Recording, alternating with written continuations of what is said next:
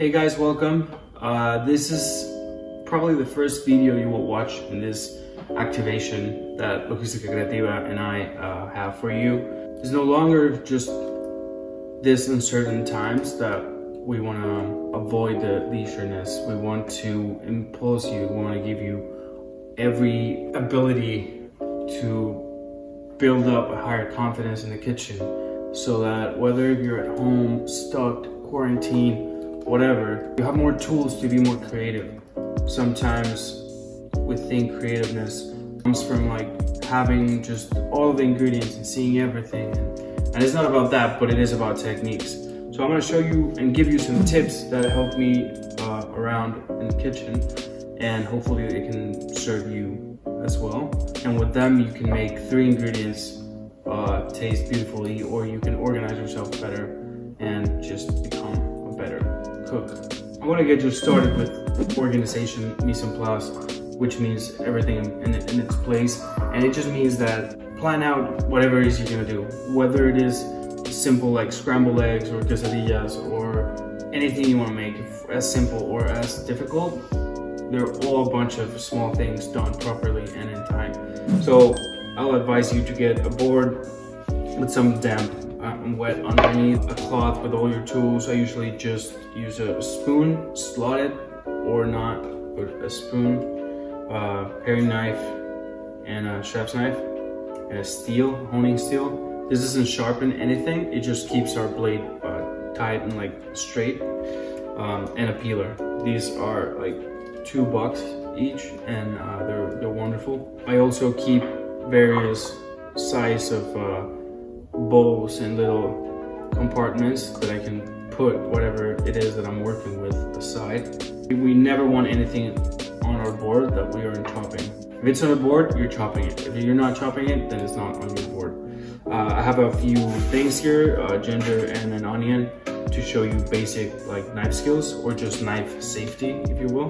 That's it with the mise en place, with the organization. Try to do the most complicated things or the things that take the most time first, and then you'll finish your labor with picking the parsley or picking the leaves or like dressing your salads for your dinner party or Thanksgiving or Christmas or whatever it is that you're doing. Whatever recipe, you know, any cookbook can tell you like start this first, and like, or not, they'll just give you times of each component, and you'll be like, oh, if this takes 60 minutes, I'm gonna have to do it first. Use the things that take 30, I can do it, you know, as long as that. When that's in the oven, I can start doing something else. A trash can or anything that can help you like quickly get things out of the way before taking this into the actual bin or trash can. Start getting organized. Put everything that belongs to one dish or one preparation in separate trays or bowls or like plates that can help you like visualize. Okay, that's the things for the pasta, then that's the things for the sauce, and that's the thing for the salad or whatever. Okay, it's very simple. If you pay attention to these types of things, you will lose less time. You're always kind of like wasting little bits and pieces of time when you're cooking in a kitchen. It's better to take 5 at the beginning and write it down and like plan it, than to be like walking around and be like, what is this? You at the end, if you time yourself, I bet that you will waste more time stopping and like you know, jamming yourself all along the way. It's that. Also wanted to tell you about defrosting things. Do it ahead of time. Pass them from freezer to fridge overnight. That's the simplest, most safe way, because they go from like minus, I do it in Celsius, but minus like 22, minus 14, minus 12, whatever, to no less than 4 degrees. You don't ever want to put something in between like 5, 6 Celsius to 65, 66. I don't remember what's the actual danger zone of temperature for bacteria to grow, but that's sort of it. Never defrost or thaw out things under the running tap water, just because you waste a lot of water. And if you do manage to like get some water onto something for it to thaw faster, make it cold, never hot water. You'll end up with like poached exterior, which is, it just turns to not a very nice product at the end product. Or knife skills. It's very simple. It's your knife has a blade, and it has a like a place to grab it. I'm not gonna call it anything because there's several names and there's several shapes of like the handle of your knife. This is a very Western handle, and I like this knife because it's heavy, but it's also very narrow, so I can like move it around. And it's a chef's knife. It's a all-purpose knife. And then there's many other types of knife. A paring knife will come in handy for almost everything else. I would usually just have these two and like one in between longer, just slice or to like cut through fish. The grabbing of a knife, you can see that you're usually long knives, you know. This one you cannot go wrong. Even with this, you never want to grab it like from here. You want to grab it like this. Like sometimes even like you're grabbing more like the blade from up top, depending on what you're doing with it. So you can have more control. So the closer you are to the blade, the more control you have. So I usually grab it like this and put this two fingers like here in the heel for more accuracy, or even here, you know. I've used it like this to like slice with more precision, to like move it around. This at the end is gonna be an extension of your hand, so be careful with it. Keep it super sharp. Sharp knives cause less accidents than dull knives. Dull knives are the worst.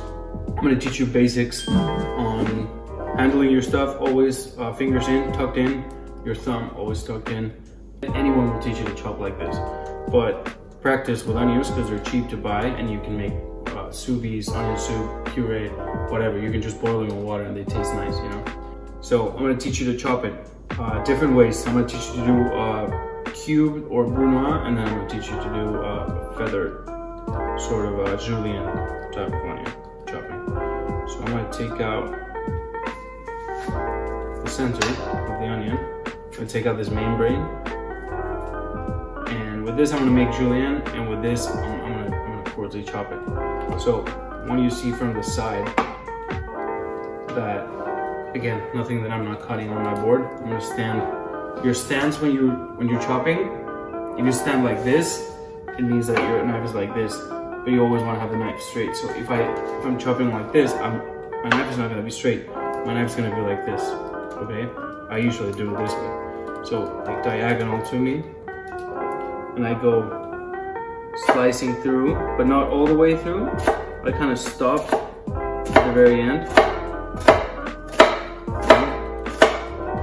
It's all like holding on from this end that I haven't completely sliced. Again, you never want to, like, whatever movement you make, your blade is never against you. You're not butchering something and I'm here and like with my knife, it's like pull it and like hit me. So if I'm doing this, my hand is over the knife. I'm not holding it like this, I'm holding it like this. So I can slice like this.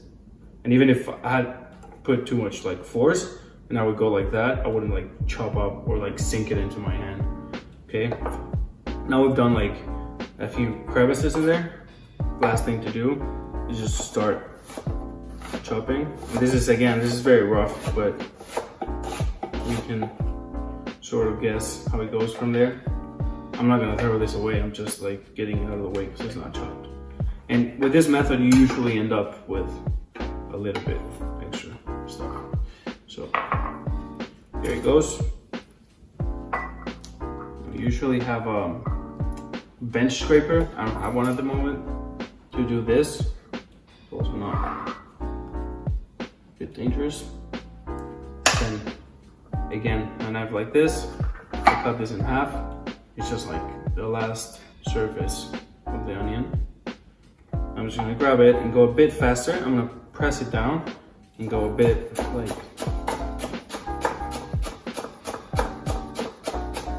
I guess just faster. Do it enough time so that it comes natural.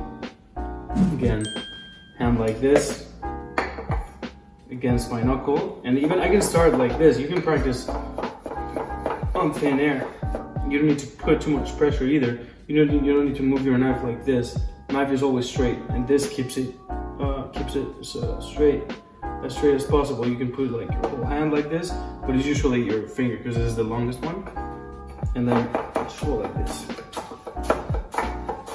Easy, easy, easy. And then your hand just, this finger walks it like, this finger just like, it does this, you know? It walks your hand backwards.